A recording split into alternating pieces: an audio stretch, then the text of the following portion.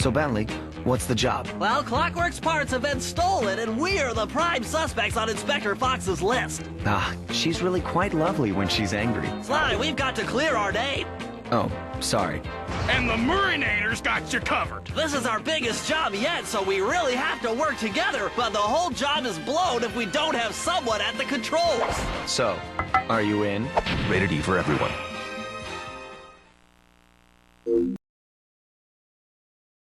When it comes to the perfect sequel, what comes to mind? Terminator 2? Street Fighter 2? Silent Hill 2? Well, how about Sly 2: Band of Thieves?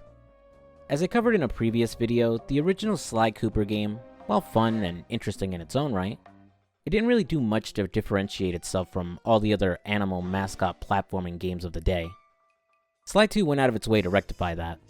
First, Sly is no longer a one-hit wonder, as he now has a proper health bar in this game. This keeps you from instantly losing in a stage from a bad jump or a lucky hit from an enemy.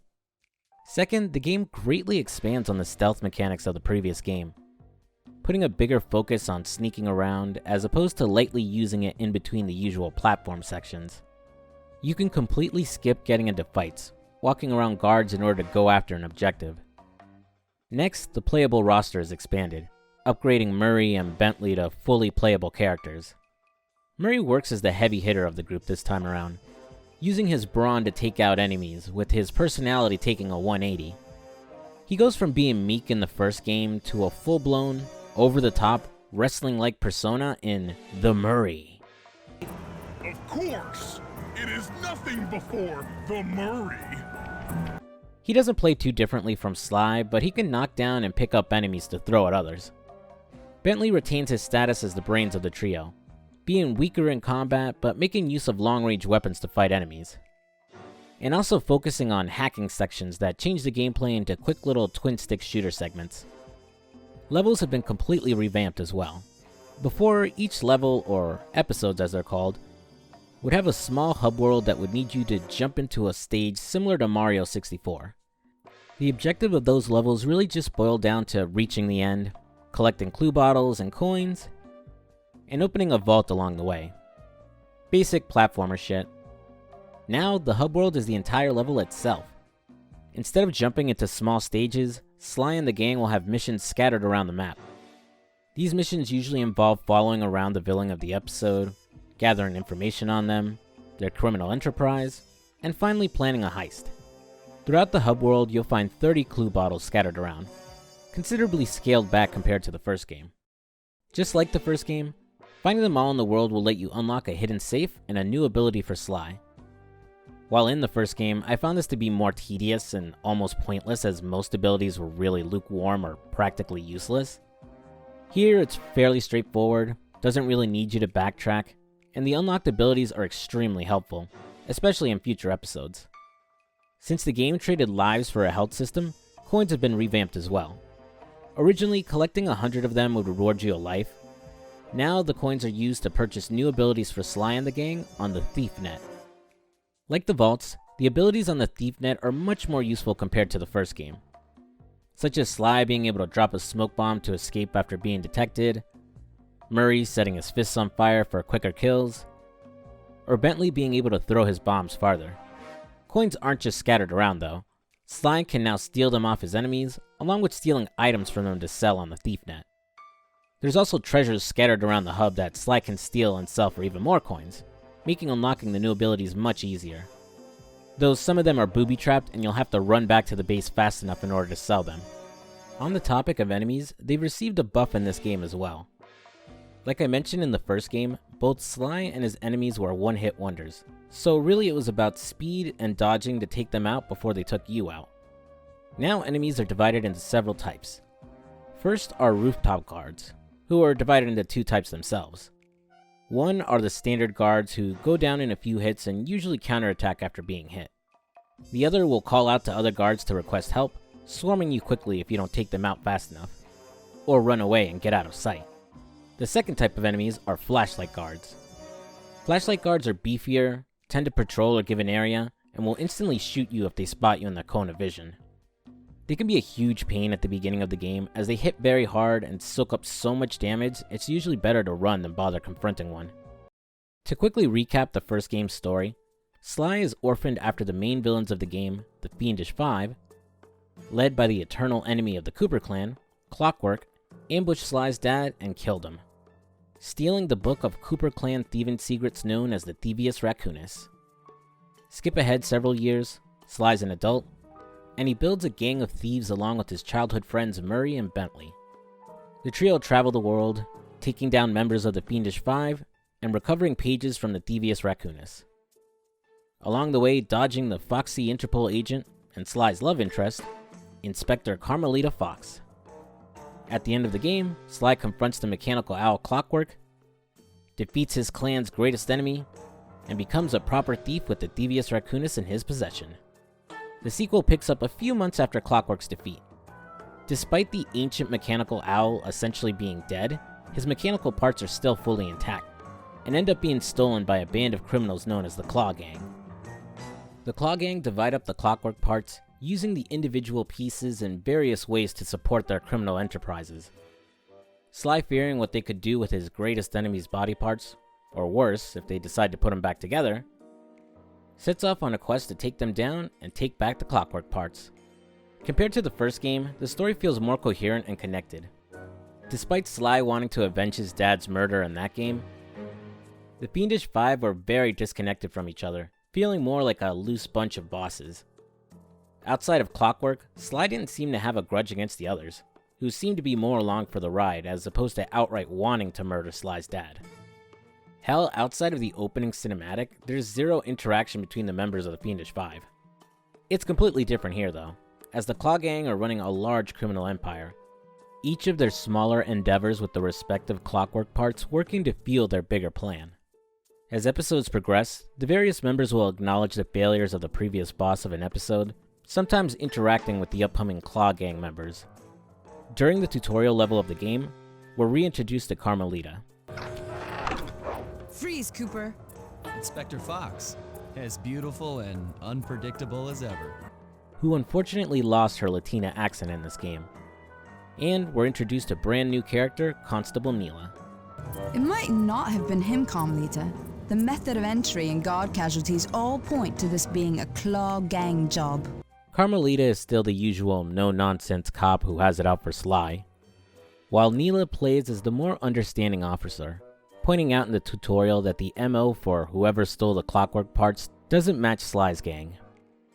Throughout the game, she plays a role similar to Commissioner Gordon, not outright helping the Cooper gang, but giving them some info here and there about the episode's villain, enlisting their help in stopping the Claw Gang, and being slightly flirty with Sly as opposed to Carmelita's usual tsundere-ness. Or so it seems. Entering an episode, it tends to follow a standard formula. First, you'll scout the area, finding a way to bug or spy on the boss of the level to find out where they're keeping their Clockwork part. Next, Bentley will come up with a plan to steal said part, usually with each member of the gang doing their part to support the heist. And finally, the big heist itself, where you'll switch between the Cooper gang at various points to finally steal the part and possibly get into a boss battle. But the mission variety, the enemies you encounter, and the different objectives you have to complete keep the game from being boring and repetitive. And as I brought up earlier, all the hub worlds in the game are much bigger now, making it fairly fun to explore and search for clue bottles and treasure to steal, in between completing missions. And they're laid out and designed in a way where it's fairly easy to navigate them without a map, for the most part. I won't go over every single episode, but I will briefly talk about the ones I did and didn't like. The first episode takes us to Paris, going after the Claw Gang member Dimitri.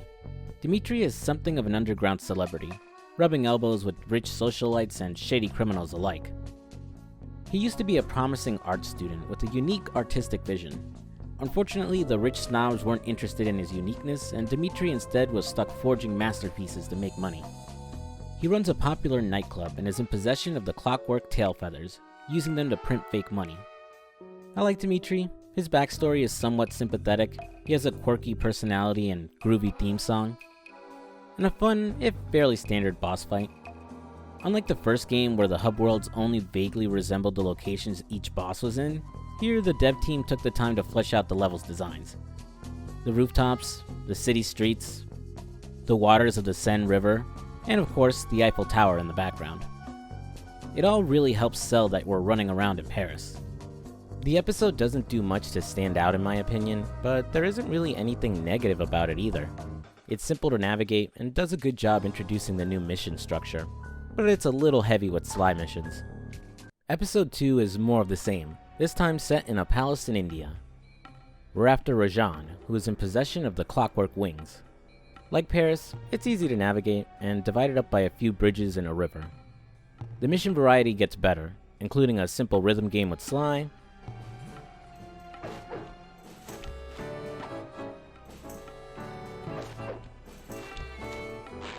a turret section with Murray,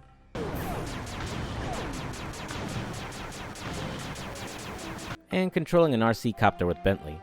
You just keep moving. The RC copter is a bit annoying though, as it moves a little too fast and it can be hard to both attack enemies and dodge the missiles being fired at you. Episode 3 is where the first real negative against the game pops up. After stealing the clockwork wings from Rajan, he moves his operations to a temple in the Indian jungle in episode 3. And yikes, is this place awkward to get around.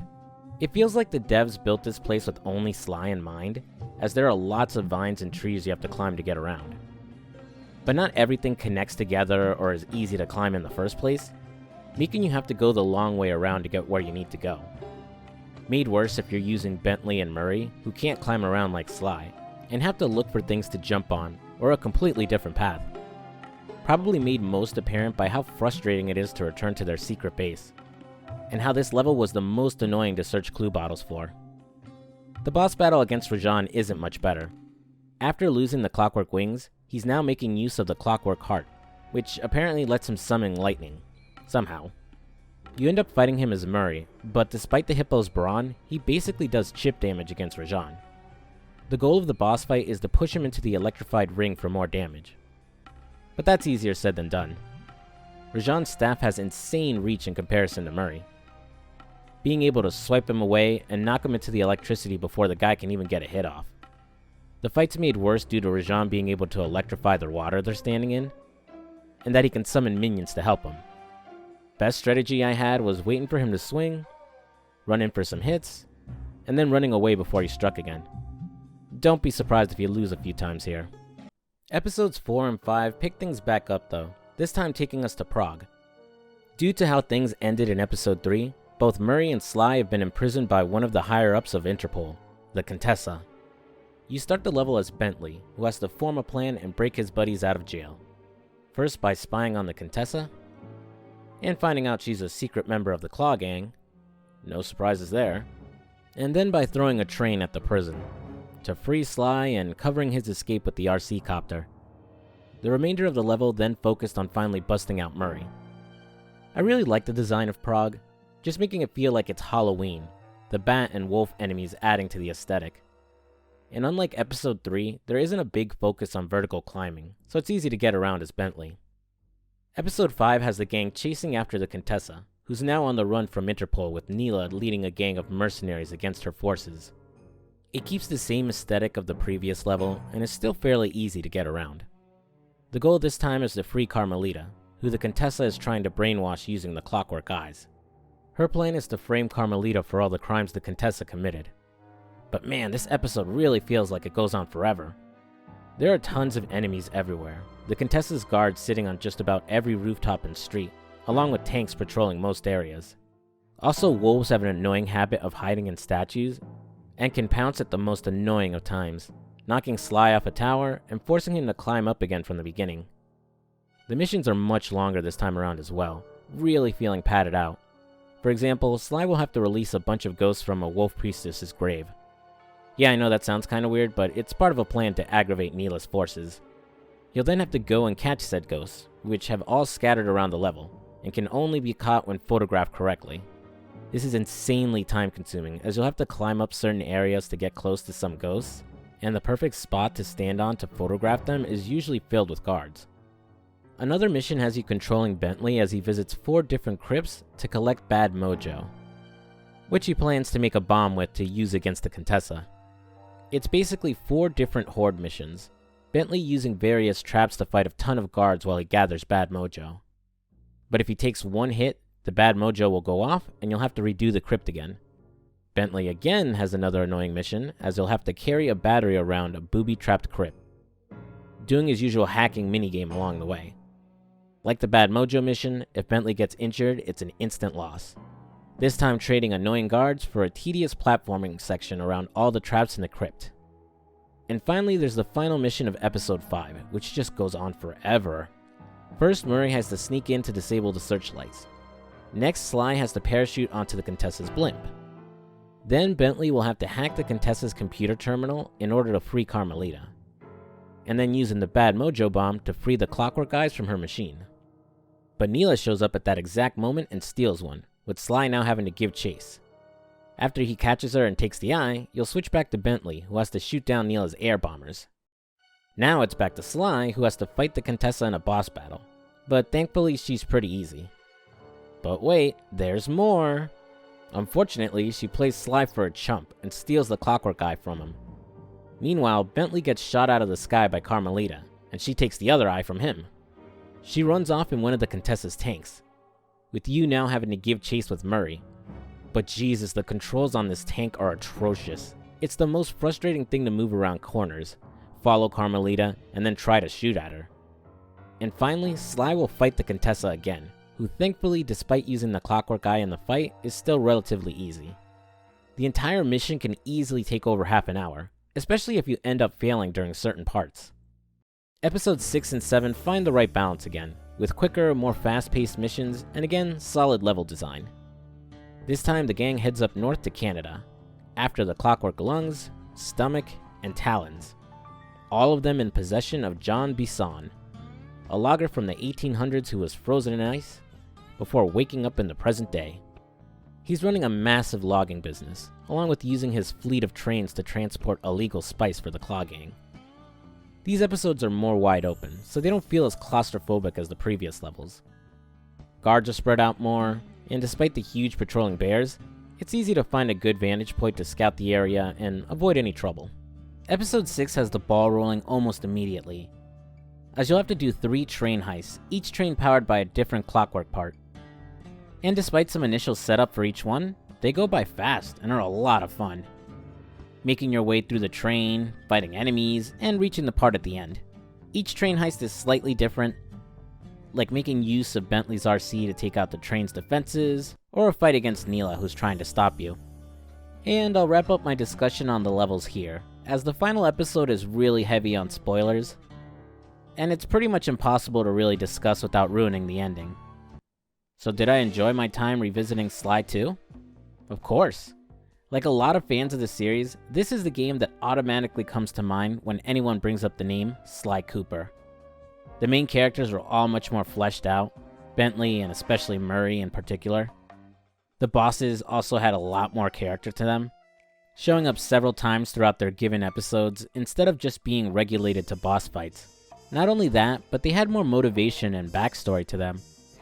That while most of them were still evil to an extent, you at least understood why, and it felt slightly more justified. Only just a little bit though. Hell, Dimitri proved so popular that he'd end up coming back as a playable character in the next game. The story felt more engaging and personal than the first, with Sly having a huge sense of urgency and wanting to stop anyone from possibly reviving his family's greatest enemy. As opposed to the first game, where he's on a mission to reclaim his family's book of secrets, but he doesn't really have much of a grudge against the Fiendish Five for turning him into an orphan. Clockwork being the obvious exception. The hub worlds feel better designed, both in terms of layout and aesthetics. They became the levels themselves as opposed to window dressing that got you to a stage. The hubs are bigger, but not overwhelmingly so, with the hidden treasures and clue bottles being a good incentive to explore in between missions. Reworking the unlockable moves as upgrades you can buy was a smart move. You now had more incentive to sneak around and just rob your enemies as opposed to beating them up for a few coins. That and the upgrades felt like, well, they felt like upgrades. The new moves would change up combat, make it easier to get away or distract guards, or make you feel more powerful when fighting multiple foes. I'd say the difficulty was improved as well it's slightly easier than the first game, mainly because you don't have a live system anymore and Sly doesn't die in one hit. The enemies received a buff and can be overwhelming in huge numbers, stopping you from just brute forcing your way through most areas. Even the voice acting improved. Sly sounds a lot more natural in conversation, and has more emotion put into it compared to his almost robotic tone in the first game. Only Carmelita ends up coming up a bit short, mainly from losing her accent, and her sometimes flat delivery of some lines. Sly 2 is what I consider a perfect sequel, taking the best parts of the first game and transforming it into something better, becoming more than just another animal-themed mascot platformer, becoming this full-blown, almost comic book-like stealth game. And while it stumbles a little bit in some episodes, overall, it's an almost perfect experience, becoming the benchmark the rest of the series would be measured against, and to many, still remains the best in the series. And that's the video. Thanks for watching, guys. It was fun going back to replay this one, especially since I was replaying the original PS2 disc and not the Sly collection on PS3 like I did in the first video.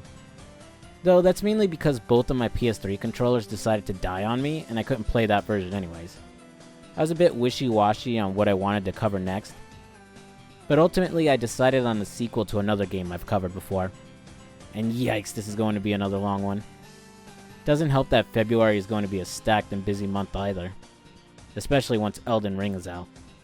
Though I am debating doing a review of Pokemon Legends Arceus.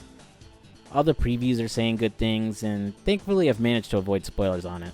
So I'm eager to see and discuss whether it finally shakes up the Pokemon formula for the better.